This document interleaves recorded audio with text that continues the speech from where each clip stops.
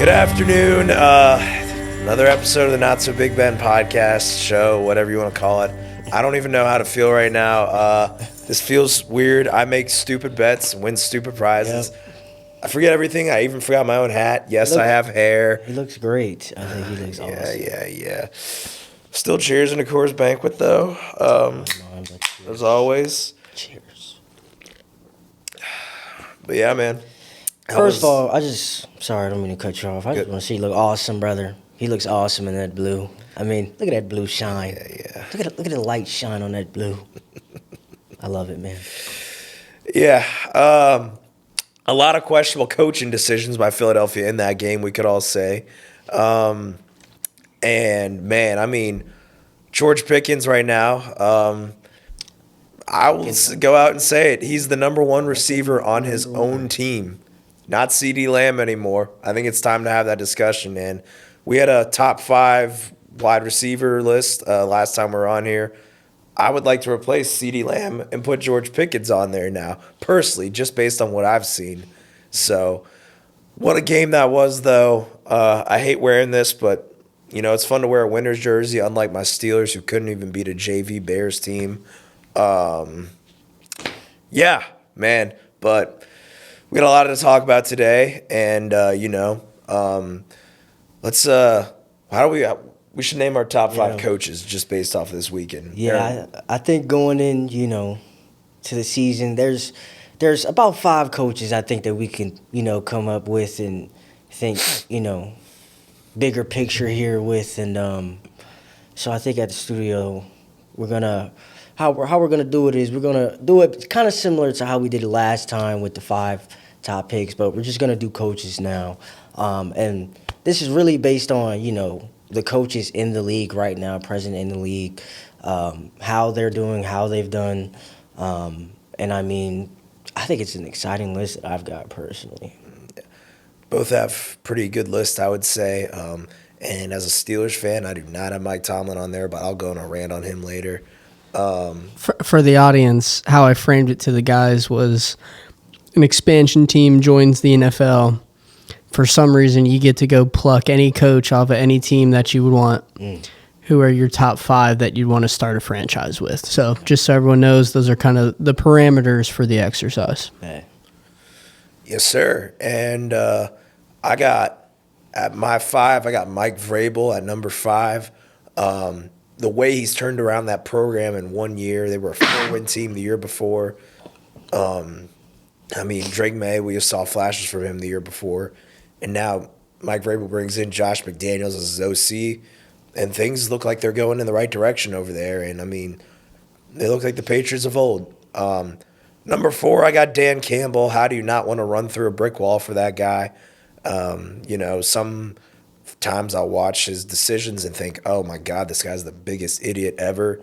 But he's like the meathead that everybody wants to go play for kind of thing. Number 3, Mike McDonald. It seems wherever he goes, like them defense, like when he was in Baltimore, that defense was humming, and I think that's what Baltimore is missing right now, him not being there. And some think that he probably should have been the one as the Ravens head coach instead of John Harbaugh. So I'm gonna go with him as my number 3. Number 2, I got Sean McVay. Not much to say. All he does is just win no matter what.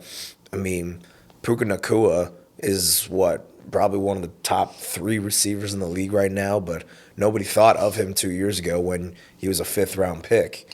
I want to say y'all both had him at 2 last week. Yep. Yeah. I'm pretty sure. Sure. Yeah. We did. So, Yeah. And, he just brings the best out of everybody. Big vibes guy, too, spiked hair. Yeah.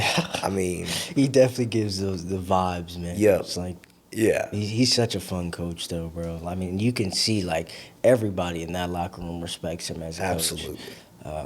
And so it'd be hard not to put him in a top 5 right now. And at number 1, I had to go with Andy Reid, until somebody takes over that throne, which, and some Chiefs fans are calling for his job because of how they performed this year, which I think is insane, and you guys are some spoiled assholes. And, enjoy this while you can, because for when I was growing up watching you guys, your game should have been on Cartoon Network. That's how bad they were growing up. Yeah. I mean, so yeah, you got your guy right here. That's my top 5 though. Yeah, and like I said, it's a it's a good top 5. I think what I'm saying. If we're talking, like you said, if a team were to need a coach right now and you can pick, I mean, having those as a top 5, even if you could, I mean, those are the best options there. But I got a little bit different, and this is just mostly opinionated and everything. But with my fifth, I should say, I'm going Kyle Shanahan.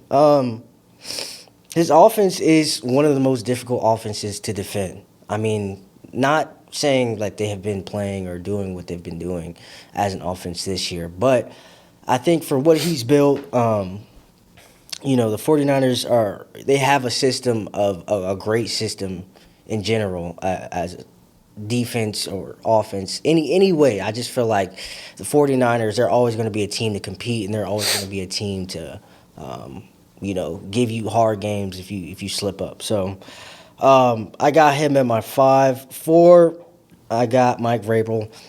I mean, look what he's doing, with his young QB and really young team in general. He's doing a lot with younger guys, which I think if you want a program builder and you want a guy that's going to lead these young guys to eventually, possibly get you a Super Bowl or possibly make you win your conference, I think he's the guy to do it. And what he's doing with Drake May right now, I think he's making him look so comfortable. And you can say one thing about Drake May, right? But I think, I think the coaching has been built up around him, and you have to point to Mike Vrabel as the head for that.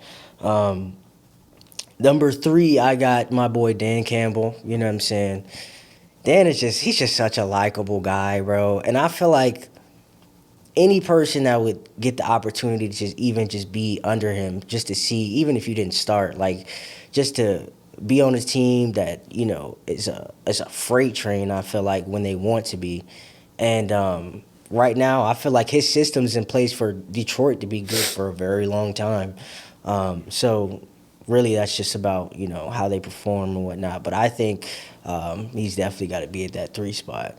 Going to 2. I got Andy at 2. Now, people might be like, Andy at 2, he's kind of like, having a rough season, but you can't blame Andy. You gotta look at P. Mahomes. You gotta look at what they offensive line. The offensive line is shit. You know what I'm saying? Like, so at the end of the day, he has the tools for them to win. Because he has had it for 2 years, 4 years? What, like? I'm trying to think how many Super Bowls did. Oh yeah, they got 3. 3, They've right? been to 5 with Andy Reid in Kansas City, I believe. I mean, going to 5 Super Bowls, come on now. You can't automatically switch up this season because you're not performing like you have been for like the past 5 years. He's giving you those years, and like we were talking about, you guys were not like that before, like at all. Like, nobody was talking about y'all like that. Nobody was thinking about Kansas City, and maybe you could say Alex Smith, but at the same time, no, nobody was really thinking about y'all. So, got him at my 2, but at my 1, I gotta go Sean McVay, and it's like he kind of put it out. It's the guys that he has around him. Look what he's built. I mean, even with Stafford taking a QB like that, like, he's built a guy in Stafford that will forever be cemented in the Rams' legacy because of how much he, like, the system that he made and the keys that he's done with his offense and his defense and the draft picks that they've got. I mean, he's consistently over the years brung the Rams to another team, which it wasn't a team that anybody was really talking about before. No. But now, just like with Detroit, they're a team that everybody talks about now, and they look like the best damn team in the league right now. I would have to say they are. If I can say something, because that Bucs game was, my goodness. And the Bucs are a good team. The Bucs are not just a team you do that to. And they, they won Seattle. They beat Seattle, the week before. So Felt like forever ago. man, it's. You're gotta saying the give it- Rams beat Seattle. That's Yeah. I don't know if the Bucks can be a good team anymore, bro. Some Bucks fan back there we're saying- hurting.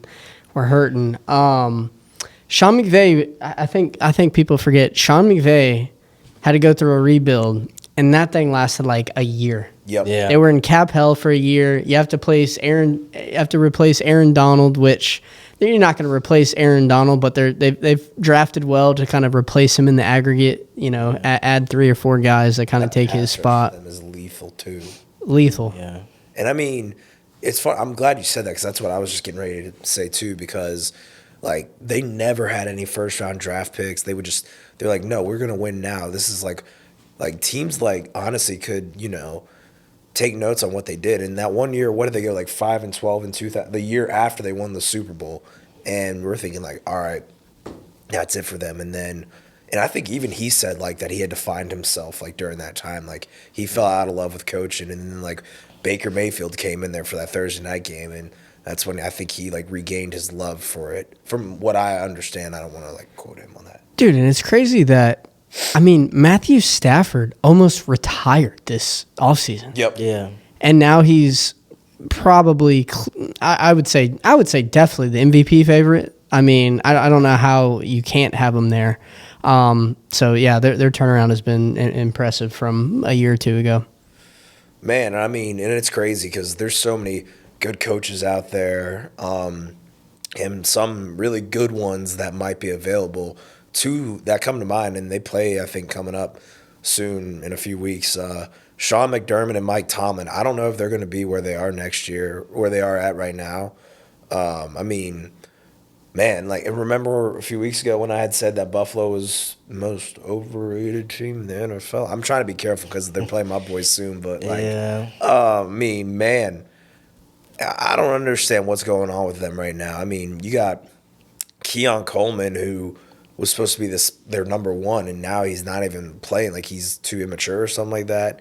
And then I'll say right here, I think if not the Rams, I think Houston's got the best defense in the NFL, and I'm glad they got to show it on Thursday night because 8 sacks. Will Anderson's a dot. 8 sacks. I couldn't believe they weren't like double teaming Will Anderson as much as they were. They were just trying hey, Josh be Superman or whatever. Their defensive line look like Transformers, bro. They just like they're these huge like swole ass dudes, and they move like so elegantly. Like, man, they were putting a beating on that offensive line. They had y'all moving early. They had y'all looking, just all out of whack. And I think too, Josh Allen, you could have made some better decisions. Their decision making right now is I'm looking at it, and it's like. Sometimes when you got to get the ball out of your hand, bro, you don't be putting the ball out your hand. Like, you hold on to it. To me, I think you hold on to it way too long. And I think when you're good, you can get the ball out of your hand. And you can also make plays running. But with a defensive line like that, it's just, you know what I'm saying? I don't think that would work. And, yeah. I don't see the Bills really doing anything this year. Let me put y'all on the spot here. Little rapid fire questions. We'll start with Ben. Same answer for you, Pro. Ben Johnson or Kyle Shanahan? Who would you rather have at your organization? Kyle Shanahan. There's no way this should be that hard. It's just like, man, the Bears though, man. Like, it's another situation where Ben has brought that team back from a lot. They're winning because of coaching. It's not like someone's carrying them. Yeah. They're not really winning because of talent. No. They're way worse than their record says. I got to go Ben Johnson. All right. Me personally. My thing is, Ben Johnson's working with a number 1 overall pick who I still think has some flaws, even though he played pretty good. But I think that was just more how bad the Steelers' defense had a game plan in that game. And but I've seen Kyle Shanahan work with every quarterback. I haven't seen I've seen Ben Johnson really work with only 2, and both of them were number 1 overall picks. So until you can show me that. I mean, if Tyson Bagent ever has to go in, show me what you got there. That's when I'll really be like, all right, I'll consider you. All right, next rapid fire. First to get fired, and we'll start again with Ben. Tomlin, McDermott, Harbaugh. We're talking John Harbaugh, right? Correct. Okay. My thing is, I don't know if Tomlin would ever get fired. I think he'd get traded. But I think McDermott. I think so. Yeah, I'm gonna have to go McDermott. Yeah. Yeah. Last. Just looking the way things are, you still have stars on that team to where you can't necessarily point it that much at players, and I feel like if you look at some of the the play calling, it's like. Yeah, I'm not all in on Joe Brady, if I'm being honest. I don't think. I mean, he could get another head coaching job, or I don't know if he ever had one, but I don't know. And their defense is like, if the Steelers don't run 40 times against them like they should have against the Bears, who had like, what, 6 defensive players out on their front 7? And Yeah, might have been more, but yeah. And you want to throw 30 times with Aaron Rodgers could have played that game with whatever injury he had. And if Aaron Rodgers plays that game, I bet dollars to donuts we win that game. No doubt. Yeah. Ain't no way he loses to the Bears. No. Ain't no way the owner of the Chicago Bears goes into Chicago one last time and loses. And I really wanted to see that. I wanted to see him have a game-winning drive, salute the crowd, and say, I still own you. But that didn't happen. All right, my last rapid fire question. Putting you all on the spot just a little bit. Out of all the backups in the league, who do you think is the best backup quarterback? That is And I'll preface it like this: your QB goes down and he's out for 4 weeks. Who would you want to kind of step in for your organization, lead or steer the ship for a month, and get you through the season? Who would you pick? Jameis Winston. That is the easiest question ever. He should be all-time backup quarterback everywhere. Pro? Trying to think. So you got Jameis. I'll throw Mariota up there. I would throw out Bagent. I'd throw out Joe Flacco. I'd throw out Mills for Houston. It's 3-0.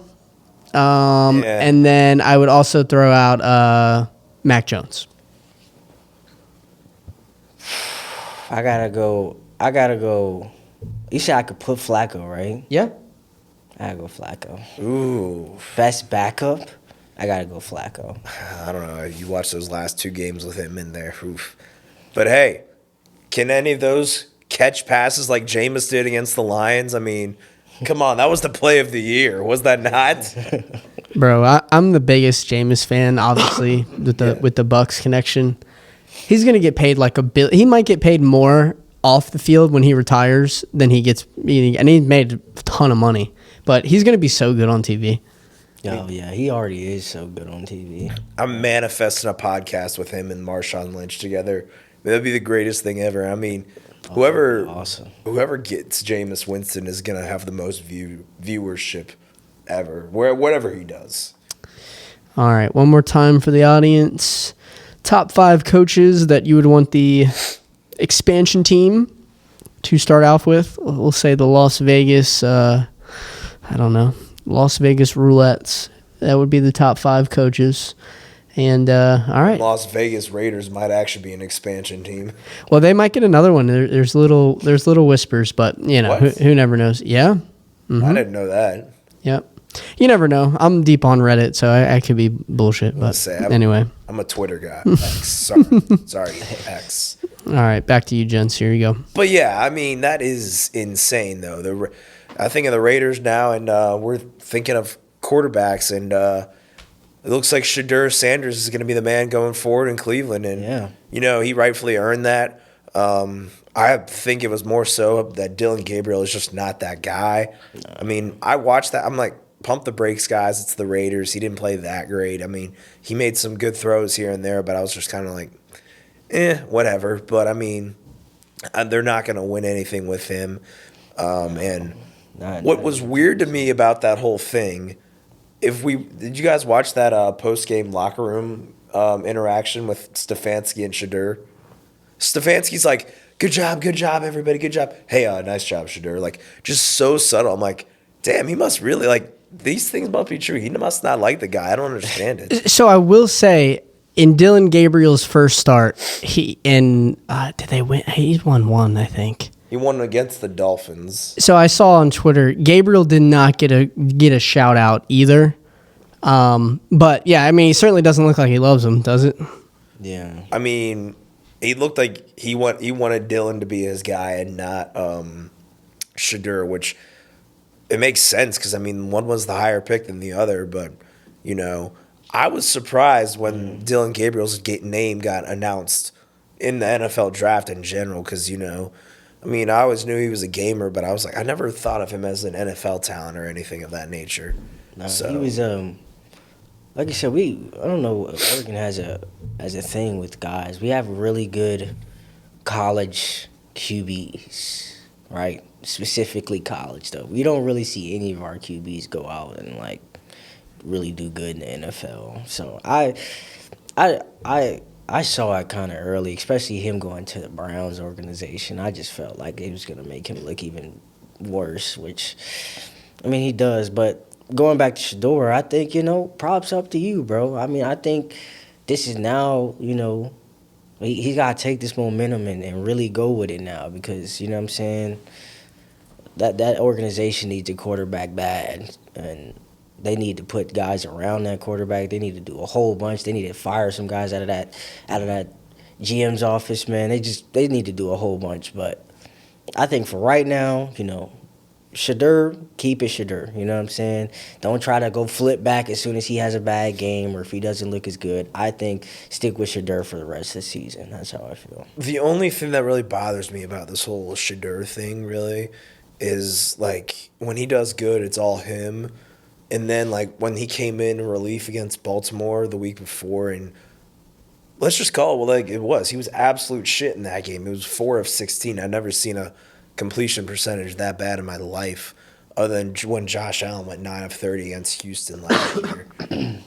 But then it's like, oh, it's the coaches. They hate him or whatever. It's like the Shedeur cult just drives me insane, if I'm being honest.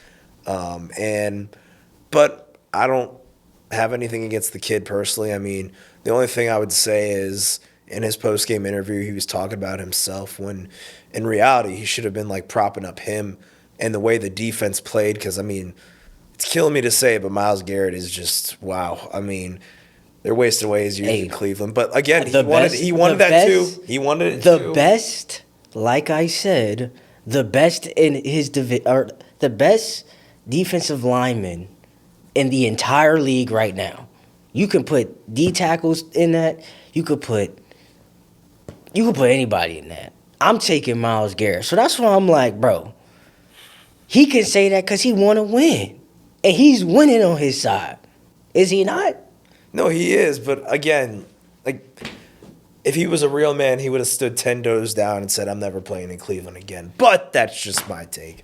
Reminds me of Joe Thomas when he was just an all-pro on the other side of the line for offensive tackle. Yeah, what he was, 10 years all-pro or whatever he was. It's like, man, hard position to find, but they can't figure out the other stuff, can they? He's on track to beat the sack record too. I think he's going to do it. Yeah, I don't think he's going to. I mean, we got 7 games left, and he's about 4 away. I'd be shocked if he didn't. Yeah. So good on you. Although he does tend to do nothing in December, supposedly. At least over the years, it has shown like he's gone like weeks without getting a sack in December. And the team already stinks, so it's not like there's pressure on him. So he'll probably get up. But again, a lot of those. I mean, he had 5 sacks in one game against New England, and yeah, he's a very good player. And I mean, Cleveland, you guys still suck, and you'll suck forever. Go Steelers, pussies. Yeah, but The Steelers, yeah, we're terrible too. And I'm starting to want to call Timbuktu Timbuk Tomlin because that's where you belong, buddy. I will say, like you said, their last game, there were a couple of questionable calls. I feel like that were made that kind of gave y'all's game away, and I don't think he'll leave. I don't think he'll want to, but I think if they do want to make the right move, I think it's time for either a trade or maybe something like that. I mean, let's be real, it's going to be another year without a playoff win. That'll be 10 years in a row the Steelers haven't won a playoff game. That's Bill Cowher never won more than 3. Chuck Noll, I think, probably never won more than 5 or 3 or whatever. Going back to pros officiating, like it's incredibly hard to be an NFL referee, right? Like obviously that goes without saying. I wouldn't want to do it, whatever. But the craziest thing to me about that is NFL referees are not full-time employees of the NFL. Look it up. Most of them have other jobs or have other careers like lawyers and et cetera. They are not full-time employees of the NFL. Isn't that wild? That makes a lot of sense based on some calls I've seen. Yeah, that's what I'm saying. I mean, there was one the other day. I can't remember how bad it was. It was like, I can't remember the game, but there's been. I mean, we could name all of them right now if we wanted to, but there's that'd be a definitely lot. been a lot of questionable calls, and I mean too, I think just the NFL in general, like they're finding guys over like weak tackles, like they're finding guys sometimes over like They find Jalen Ramsey after he got spit on. Yeah, which Because like he punched. I mean, I know he punched him, but still. But at the same time, anybody would if they got spit on. Like, you know what I'm saying? It's just like they're trying to find stuff. If I spit on either one of you two, I'd expect you to get up and beat the shit out of me. Facts. So I feel like we're focusing on the wrong things. Like, you're focusing on finding these guys and doing a whole bunch of this and that. But you look at your games and how they're officiated sometimes, and it's like, bro, that's a problem because that could lose a game for a team, and it could really put a team that's, you know, trying to be good or trying to go to the playoffs specifically, it could really hurt them. So I think the NFL in general, they have to look at some of that stuff and quit away with some of the fines, man. The some rough and the passer calls this year have been horrible. It's so bad, man. It's unbelievable. And, you know, these NFL officials, they aren't the guy. And I'm also like at the point where it's like, I don't know how much they pay, but get me in there because I probably wouldn't call holding on the offense unless it is blatantly obvious. Because offensive linemen, we hold every play. I held every play, at least whenever I was playing the offensive line. Just keep your hands inside. They won't see it. Right on the titties. But, you know, they're not the guys. But there are some players we got to think of that, you know, you got to ask, are they the guy or not? And I got two that I can tell you are not the guy anymore, at least. He started out the season as the guy. Watching that game against the Chiefs, I don't think he is anymore. Daniel Jones, you're not that guy. Number two, another guy who ain't the guy. I got Trevor Lawrence. I never thought he was that guy. I mean, 3 picks against the Cardinals. I mean, you got Liam Cohen looking like he wants to kill you every snap. I mean, this is looking like a Russell Wilson, Sean Payton kind of divorce between those two coming up. Yeah, and that Trevor Lawrence, I think we talked about a little bit about that. I don't think anybody really believed in that little stuff that he was doing in the beginning of the season. Like, yeah, it was cool. It wasn't even him. Whatever, you had the whole fumble, pick up and running. But well, if Chris Jones wanted to actually make the tackle, and that was like your only highlight of the season. So like, I mean, I think you know, you're a real great backup QB to whoever they draft next year because damn. Well, he just got a bag. He got paid in the offseason, I'm pretty sure. 2 years ago. They paid him off of hype though, if we're being real, because when he got paid that contract, we're like, what? $55 million for this guy? Like, no. Who hadn't even won he won one playoff game against Brandon Staley led defense, which You could thank Brandon Staley for getting you your bag, son, because That's another guy. It's not that guy. Brandon Staley, he never been that guy. No. He got his head coaching job because he coached Aaron Donald and Jalen Ramsey. Anybody can make that defense look good. I mean, shoot. But I don't know, where is he? Is he anywhere right now? Brandon Staley? Yes, I'm gonna look. I'll get back to you. Give me 30 All right, seconds. no worries. Yeah. bad. What a fun time, though. He was a meme when he was on the Chargers. I mean, the Chargers are a much better team now with Jim Harbaugh over there. I mean, although I don't know. I mean, if Justin Herbert doesn't have his offensive line, which he won't for the rest of the season, then he might not be the guy either. I have a high belief in Justin Herbert, too, and it pains me to say that. Yeah, him and him and Bo Nix are kind of in the same boat for me, where it's like Bo Nix ain't that guy. That's another one I forgot. But go ahead.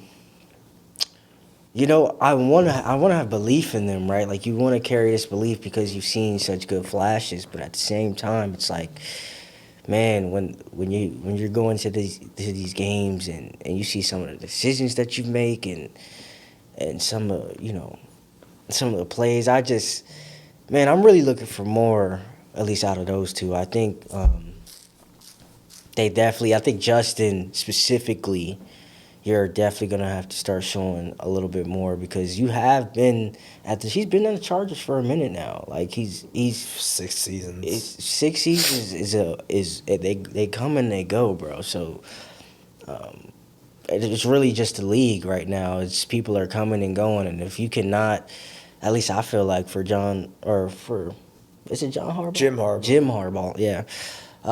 If you can't do it for Big Jim, I think, man, it's really a question of can you be the Jim starter? don't want to cut his ass though. Jim loves. I don't think Jim would, but who would? I mean, you get a guy like that on your team. You would get 3 first-round picks for him right now, in my opinion. Doubt. By the way, Staley is the defensive coordinator for the New Orleans Saints. That makes a lot of sense. In the poverty division known as the NFC South. And then New Orleans Saints. I mean, Tyler Shuck 1 week looked really good. And Mother Shucker, dude. Mother Shucker, I love that one. I mean, neither him or Rattler is the answer, obviously, long term. And who knows if Kelly Moe will be their head coach next year or not. Do I think that's fair to say? Because he hasn't had a good team, really. I mean, yeah. their Mickey Loomis, I don't know how that guy still has a job, their general manager. He must have dirt on, like, the owner or something, because I totally agree. Actually, because I think him and the owner, because it's a girl that's the owner for that team, right? It's Tom Benson's wife, I think, for the Saints, and I guess the kids were fighting over ownership, and apparently the general manager like calmed the kids down, so she's felt loyalty to that guy, and that's what I was told by my mom, who is actually a Saints fan. So, We didn't know that. Saints fan. yeah, we grew up in New Orleans. So. Gotcha. Okay. Yeah, I mean, when I think of the Saints, like everybody knows them as the Aints. I didn't grow up in that time. I grew up when they had Drew Brees would throw for 500 yards a game and lose 40-42, which everyone says that's Joe Burrow now, but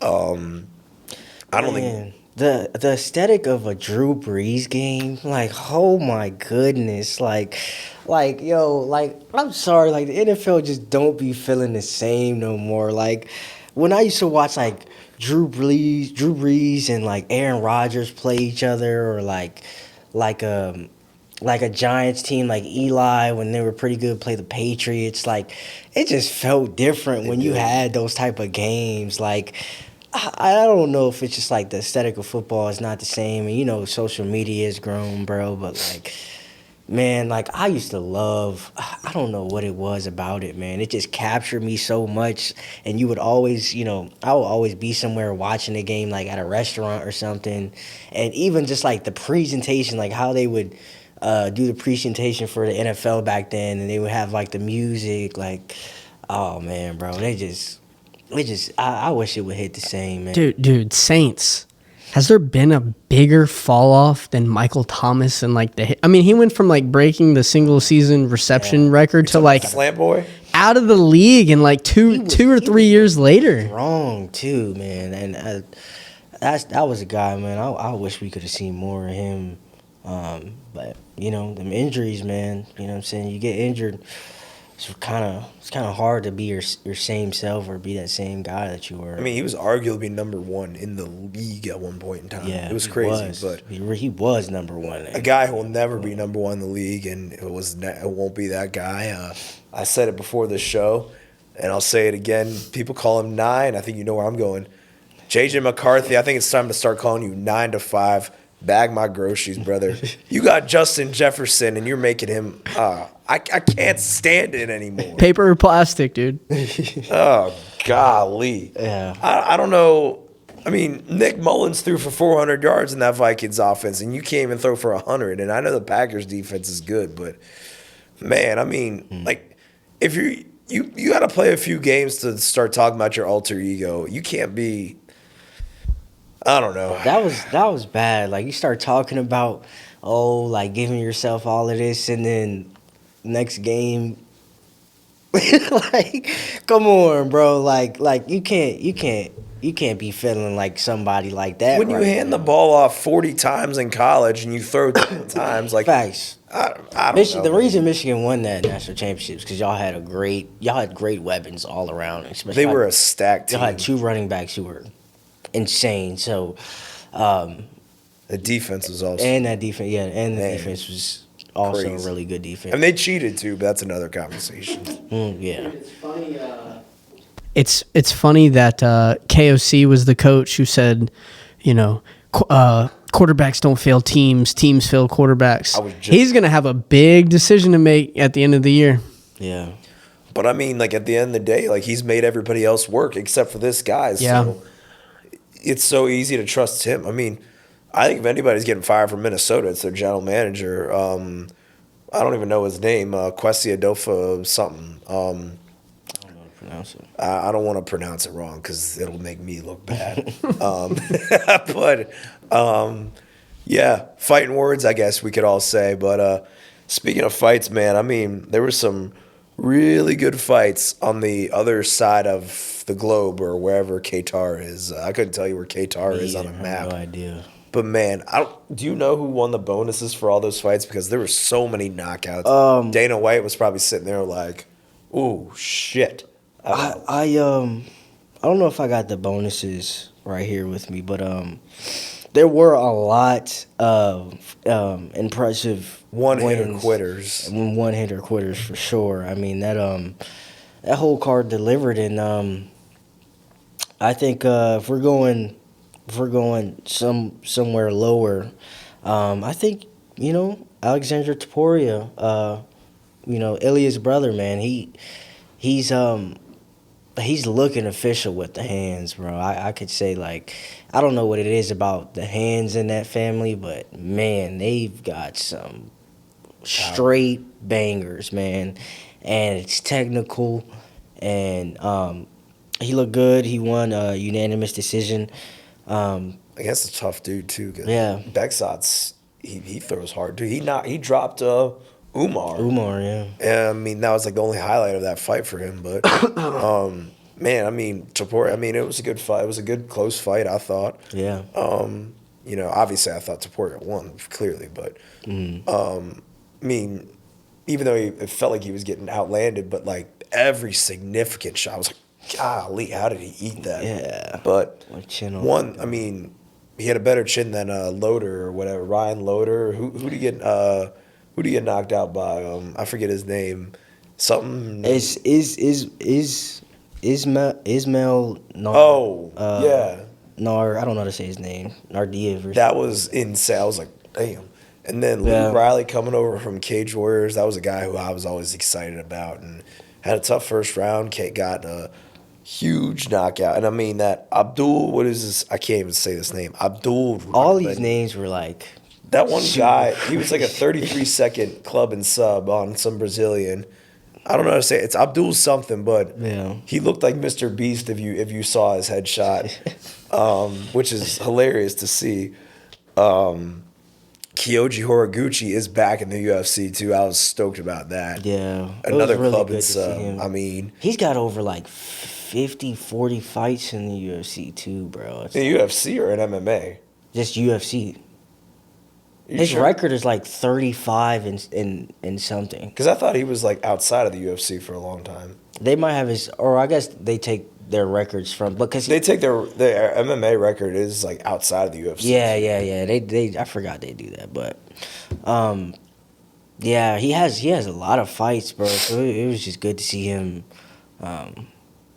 look good and get a win in the win column. But yeah, it was a fun card, and there was a lot of questions for that welterweight division. Seeing what was the guy's name? Oh, Ian Gary? No, what's the other guy? The Asian like looking guy. Oh, Mick Tibek Oralbai. Yeah, Tebek Orbai. Oh man, and that was a crazy. That was like so fast. I was like, wait a nasty, minute, bro. did he actually hit him? That Like, was nasty, bro. And he was pressuring him, like the way he was pressuring him, he was cutting off angles really well. Like Hermanson was landing shots too. I mean, but Hermanson, it's your time to go, bro. Yeah. I think that's it, bro. You try to cut. I think he cut down, right? after getting like- brutally KO'd by Robocop and he got before. brutally KO'd again, and it was horrible. It looked like you died when he hit you, man. And I think at this point, man, you got to think that you got kids looking at you and watching you, and bro, I just sometimes it's just time, and I think if you want to be in any of those divisions, I don't see you winning a championship in any of those. So. Going back to the welterweight division, though, I think it is real interesting because Shavkat was there. Ian, obviously, he did his thing against Bilal Muhammad, and that's another thing. That should have been a 5-round fight, I too. think Ian is top contender, man, and I think Bilal. See ya, brother. Get out of here, brother. I've never thought you were that good, bro. You weren't even a fun champion when you had it, bro. People just wanted to see you lose. And I mean, you could say he makes tough fights and he makes fights fun. But at the same time, I don't think he's a championship caliber guy. Especially in that division. So, maybe you can cut, maybe you can try to go up, but Bilal, I just don't see it for you, brother. Well, and I agree. I mean, I think good for him. He got his welterweight. He's able to say he was welterweight champion of the world. Not many people can say that, so good on you. I think those guys he beat to get to the top, though, are kind of like on the decline, like looking back at it on his win streak. Like these new guys like Ian Gary, and as much as I don't like him, he's a very good fighter. And you got Michael Morales and Carlos Prate. We like literally mentioned it. Like these Islam, you got a gauntlet coming right at you, brother. Yeah. And Definitely way more fights to make than the division he was. and I'll tell you, my boy on 3 days' notice, salsa boy Waldo Cortez Acosta, Man. just got off the flight and just said, Hey, "All right, I'm gonna got make off the one round." flight Friday, comes in on Saturday, 2 days notice, top 15 guy, knocks him out his boots, and did that, and he's looking to fight again. He's looking to fight. I think at 323. I think he's trying to fight again, and I'm like, bro, like, give it to him. He's deserve it. I mean, he has. He took no damage. What does he has? 3 or 4 wins this year. And you know Like, damn well he ain't cutting weight, or he might be cutting weight. 4 wins. I mean, and still, cause he's like 262 or something like that. I think. Yeah, okay, maybe he is cutting weight a little. I think he's a little bit, but just to come off 2 days notice, bro. It's not like Tai Tuivasa cutting weight. That's bad nah, yeah, like for a heavyweight. that's super bad. You don't want to be doing that. But I mean, man, you have to give it. He has power in that right hand, man, and it didn't even look like it really landed flush. It just landed like kind of the graze in his cheek, but I mean, it landed and it put that big fella out. And now, he's another contender in that division that needs needs another contender just because of the whole Tom Aspinall and Cyril Gahn shit. And you think about that because you bring up Tom Aspinall now, because Waldo got poked in the eye right before in his fight against Ante Delia, and everybody thought, and that was a Tom Aspinall teammate. And then he comes back after getting poked in the eye, fights again, knocks a guy out. Yeah. It's almost like he's trying to send a message like, I get poked in the eye, I'm still fucking fighting or whatever. And I'm not saying that. Like, Tom, I'm not challenging you by any means, but yeah, but that was a really good fight. And I forget. Oh, the main event was Arman Sarukian and Dan Hooker.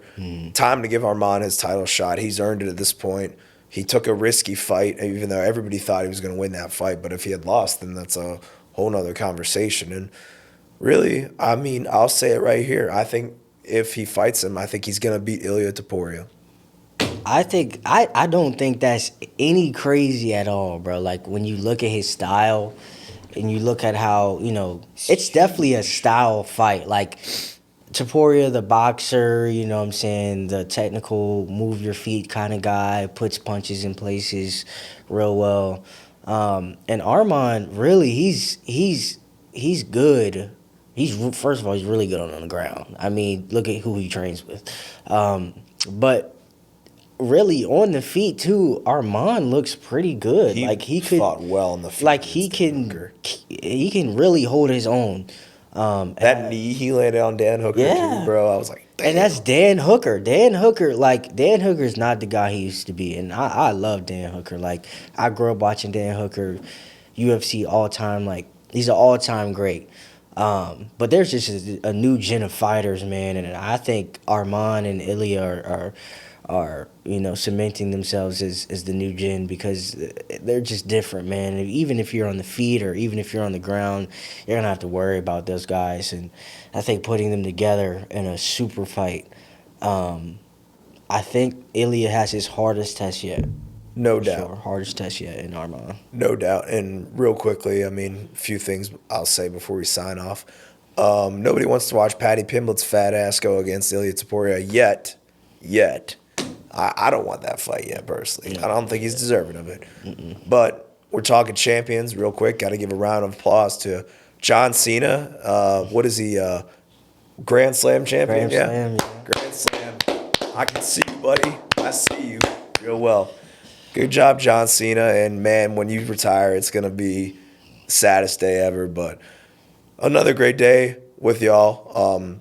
Glad to talk about the greatest coaches or the up-and-coming coaches. I mean, hell, maybe all 5 of these guys might get fired in the next 2 years, and this could look dumb. But, man, there's just so much excitement in the sports world, and, it's just evolving with, like, everything, and it's so great to see, and we're glad to connect with y'all on that. Thank you for tuning in. You make this super easy, and you guys have a blessed night. Thank you.